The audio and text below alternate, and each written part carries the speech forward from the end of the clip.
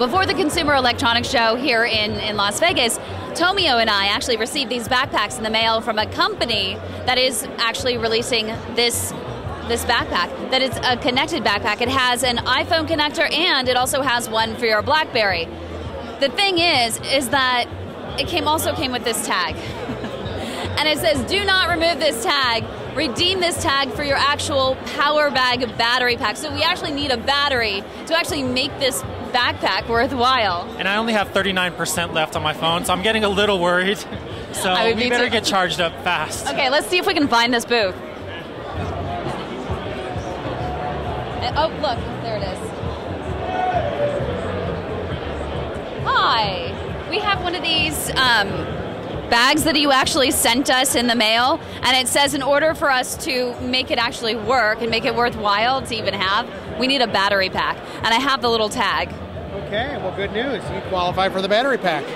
There you go, it's right there. So I'm really curious. I mean, there are thousands of companies that are here at this show. What was the conversation like behind the scenes that led you to actually send these to all the media? Well, you know what, it was one of those things where it's like you always want to create the pull, right? And there's a lot of different ways to do it, but I think one of the main things that we saw in bringing people to the booth was if you send them something great, halfway, not all the way, they'll come back and they'll come to the booth and they'll come and get the battery. In this case, it's the battery for the bag. So you can use the bag itself, but the key thing about it is the power bag, and without the battery, you can't use it. So. Yeah, and that's a little frustrating, and I think the key word is actually something that's great, because I've gotten, and I don't know about you, Tomio, but I've ended up with so many different products that people have actually sent me in the mail that it doesn't make you want to actually go to their booth. It ends up on your desk or in your trash, usually, unfortunately. It totally does. So can you tell us just a little bit about this bag? Because actually, as Tomio was just saying, that he's walking around this show. He has like 39% left in his battery. How does it actually work? How it works is there's an integrated battery system that's built into the bag. Okay, what does that mean? It just means you literally, comes with an adapter. You take this adapter, you plug the adapter into the bag, and then it'll charge all your stuff.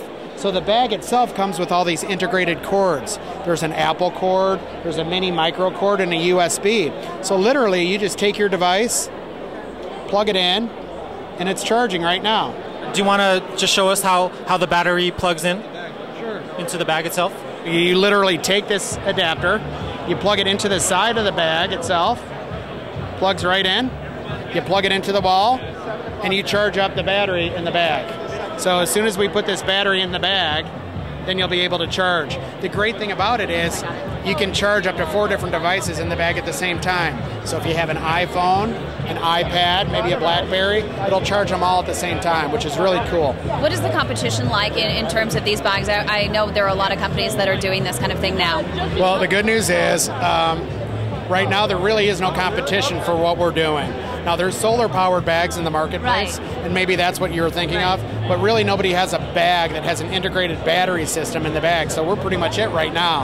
I'm sure there'll be some competitors coming after us, but the good news is we have a really good head start, and we're already on to the 2nd and 3rd generation of the bags. But how do you keep up with all the different phones that are out there? I mean, can you add new chargers in there?